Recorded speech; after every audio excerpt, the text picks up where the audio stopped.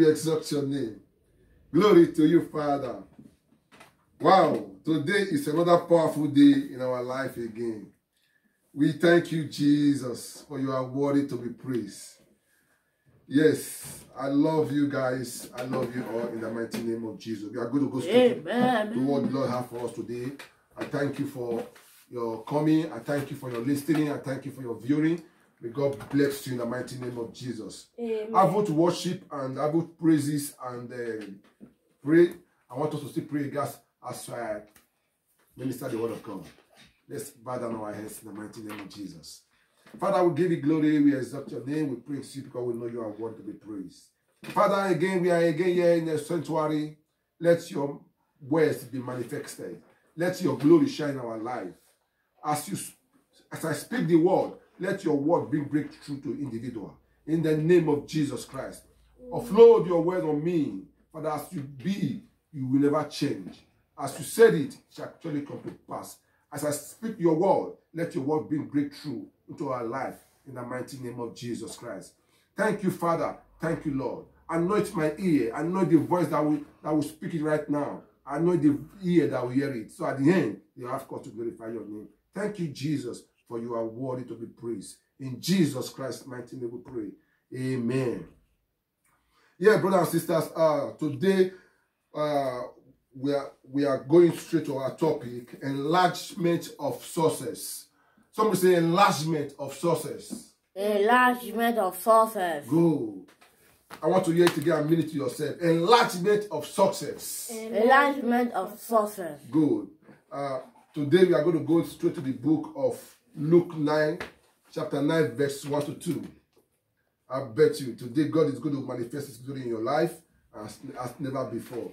I hope you are still on fasting and praying because this making it the third day, and we are going to conclude this today.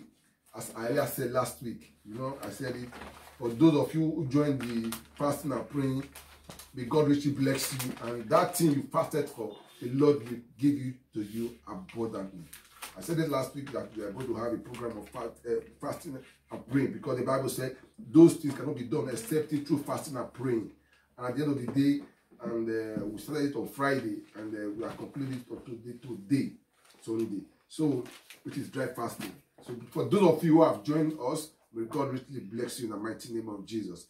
For those who are not yet to join, may God richly bless you in the name of Jesus. So right now, let's go to the book of Luke. Luke 9, chapter 1. I read. Praise Jesus. The Bible says, then he called his 12 disciples together and gave them power and authority over all demons and to cure disease. He sent them to preach the kingdom of God and to heal the sick. Now, verse 10.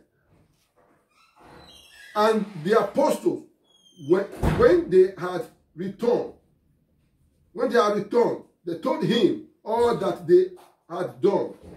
Then he took them and went aside privately into a deserted place belonging to the city called Bethsaida. But when the multitude knew it, they followed him, and he received them and spoke to them about the kingdom of God and healed those who had need of healing. Verse 12.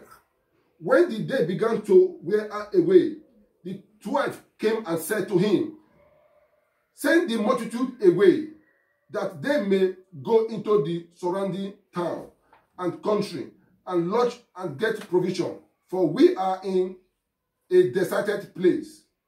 But he said to them, you give them something to eat. And they said, we have no more than 5 loaves and 2 fish, unless we go and buy food for all those people. For these were about 5,000 men. Then he said to his disciples, make them sit down in ground of 50. And they did so and made them all sit down. Then he took the 5 loaves and the 2 fish, and looking up to heaven, he blessed and broke them, and gave them to the disciples to set before the multitude. Verse 17. So they all ate and were filled, and 12 baskets of the loaf left over, fragment, were taken up by them. Praise the Lord, somebody. Hallelujah. Praise Master Jesus. Hallelujah. These are the children of God. These are children of God, who the Lord has blessed. He gave them power, the disciples of Christ. The Bible makes us to understand, it says, give the disciples power to go and preach the gospel, do so many wondrous things. And these people went. They cast demons. He gave them authority to cast demons, to do many things. They healed the lepers. Now they return back to Christ again. Lord, we have done your work greatly. It worked. Your authority worked. Your power worked. We heal disease. We heal the lepers. We do so many things. Now the people saw it. Then Jesus took them to a deserted place, a very cool place. How great is God who gives us power? He took them to a deserted place. People saw it and they ran with it. They located Jesus. They looked for them. Multitude, more than 5,000 people. Wow. Jesus, come and heal us. We are sick. We are sick. Come and heal us, please. Jesus healed them. He healed all of them. When he healed them, at the point, the disciples now asked Jesus, there are so many. What are we going to do? Let's drive them away. These are men of God. These are the people he gave power to. Let's drive them away. Let them go and lodge outside. How can a man of God, children of God, these days you see some men of God, some children of God, some Christians who call themselves a Christian. They cannot have both their brothers. They cannot take care of their brothers. They cannot take care of their friends. Even ministers, some minister cannot abhor his brother, cannot abhor his friend, cannot abhor his own fellow minister. Praise the Lord, somebody. Hallelujah. God has blessed you. He has given you authority. He makes you to have money. He makes you to come to Europe. He makes you to buy cars. He makes you to have good clothes. He makes you to have many good things. You cannot give your brother clothes to wear. Take that, I dash you this one. Some brother will be looking for where to live. Some people will come to Europe new. They will be looking for where to hide their head, to sleep. You cannot help them. And you have home. God has blessed you with home. You cannot help your brothers. You will see some houses. Their father left their houses for the family home. You cannot take your brother to come and stay. You will send your brother to go and rent home. You will send him out to go and look for a way to live. You will see some women. They cannot have fruit of womb in their marital home. A man will marry 1 year, 2 years, 3 years, 4 years. No child. No child. Then you will see the mother-in-law will come. I say, no, you must leave this house. You must go. Let her go and look for that man outside. The Bible said, let the disciples told Jesus, let's drive them away. These are people of God who the Lord has blessed, who the Lord has given power. They have healed. They have healed. They have saw it. It's real. They heal the disease. They heal the lepers. They cast out demons. Some ministers will call themselves the ministers.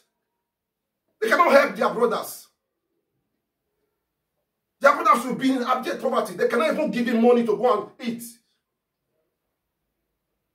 You will see some brothers, your brothers, a brother will marry. Now, if his brother don't have a place to live, you will see, they will say, let's drive him away. Like, you don't even care how is he going to live. Let's drive him. Let him go and locate another house. Let's drive him away. God will bless you with money. You cannot help your brother. You call yourself a man of God. You call yourself a Christian. Something will happen to your brother. You cannot mourn with him. You call yourself a Christian, a man of God, a child of God. People will not have more food to eat. You have enough. God has blessed you with enough. You cannot give to them. You call yourself a Christian, a man of God, a child of God. Praise the Lord, somebody. Hallelujah. He said, let's drive them away. Let's drive them away. Let them go and look for a way. Look at it. Send the multitude away, that they may go into the surrounding town and country and lodge and get provision for themselves. Let them go and look for provision for themselves. You cannot help your brother. Now look at what Jesus did. Today, after this message, you will not remain the same. I said after this message, you will not remain the same. You will eat and the Lord will so bless you, and your blessing will be overflow in the name of Jesus Christ of Nazareth. That's it. Your bag will full. The Bible says, enlarge your tent. Today, your success is going to be enlarged. The Lord is going to feed you, and as He feeds you, you will be enlarged. Praise the Lord, somebody. Then Jesus he said, put them at seat. Let them sit down. Look at what Jesus did. I so much love it. He said, when he took the bread off, he said, he blessed, and broke them. Verse 16. He said, he blessed the food and the fish and the 5 loaves of bread. He blessed them and broke them and gave them to the disciples to set before the multitude. Now listen, verse 17. He said, so they all ate and were filled, and 12 baskets of the food left over, figment. They left over. The 12 basket they left over. They ate. The people that they said they should throw away. The people that the disciples said they should throw away. The people that the enemy said they should throw away. The people that that man said they should drive away. I don't care to know costing, but that person that want to drive away, they want to drive you away from your progress. They want to drive you away from your liberty. They want to drive you away from your goodness. They want to drive you away from your kindness, for your liberty. But today, the Lord said to them, they not ate. They ate enough. They were having enough. They ate and plentiful. They still have some again left over. They took away. They were happy. I know somebody will be. See, if I were there, I know I will chat, I will be singing. I can see everything turning around, see everything turning around, everything turning around for my good. I can see everything turning around, see everything turning around, see everything turning around for my good. I can see everything turning around, see everything turning around, see everything turning around for my good. I can see everything turning around. Everything for my good. They took a basket. Loaf, more, extra. They were going. The people that came empty. They came empty. Who he was he. They're supposed to be driven away. But Jesus said no. That is the power of greatness. That is the power of loving kindness. That is the power. Jesus had passion on them. He said no. Then you see then you now see the manifestation of the Lord.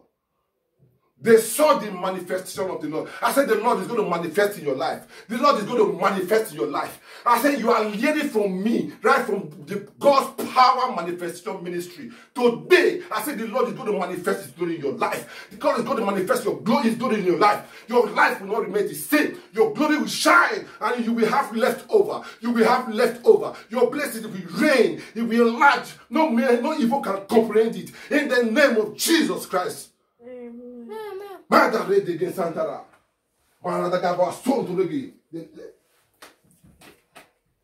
have enough. They took home. Now let's go to the book of John 9. Book of time. The book of John 9. If you are there, say amen. Amen. The book of John 9, chapter 1. I read. Now Jesus passed by. he saw a man who was blind from birth. And his disciples asked him, saying, Rabbi, who sinned, this man or his parents, that he was born blind? Jesus answered and said, neither the man nor his parents sinned, but that the word of God should be revealed in him. Praise the Lord, somebody. Hallelujah. Somebody blind. Jesus was coming. The disciples saw him. Who caused this one? Who caused it? Some people will be in marriage home, they don't have children, they cannot born. People will be asking, who caused it? They'll say maybe it's the bad he did, maybe it's the bad she did, or maybe it's the bad the man did. That's why they could not have child. Someone will be in Europe for a long period. They will be asking, he could not be able to do anything. People will not be asking, who did it? Maybe it's the bad that he did. That's why he could not meet up. Someone will have little problem. People will be saying, who caused it? Maybe it's the forefather. Yeah, or it's the mother that caused it. A lot of people will be thinking so many things against that person. When something just happened to you, who caused it? Maybe it's the bad luck that is following him. No, it is because the Lord wants to manifest his glory in your life. I said the Lord wants to manifest his glory in your life. So that people will know that you are the God is greater than any other thing. Somebody shout a big hallelujah. Hallelujah. Who caused it? Who caused it? You will fail the exam. Who caused it? The devil. Someone will be behaving bad. Who caused it? Devil is devil. Devil, everything, devil. At times people use their hand to curse on that thing. But I'm telling you that the Lord he wants to manifest his glory in your life. So that people will see, they'll say, wow, who have done this? Now, verse 6. When he had said these things, he spat on the ground and made clay with his saliva, and he anointed the eyes of the blind man with the clay. And he said to him, go, wash in the pool of the Siloam, which is translated sent. So he went and washed and came back seeing. Therefore, the neighbor and those who previously had seen that he was blind said, Is not this he who sat and begged? They're surprised. I said the Lord will bless you. I said the Lord will bless you. The Lord will raise you above all nations.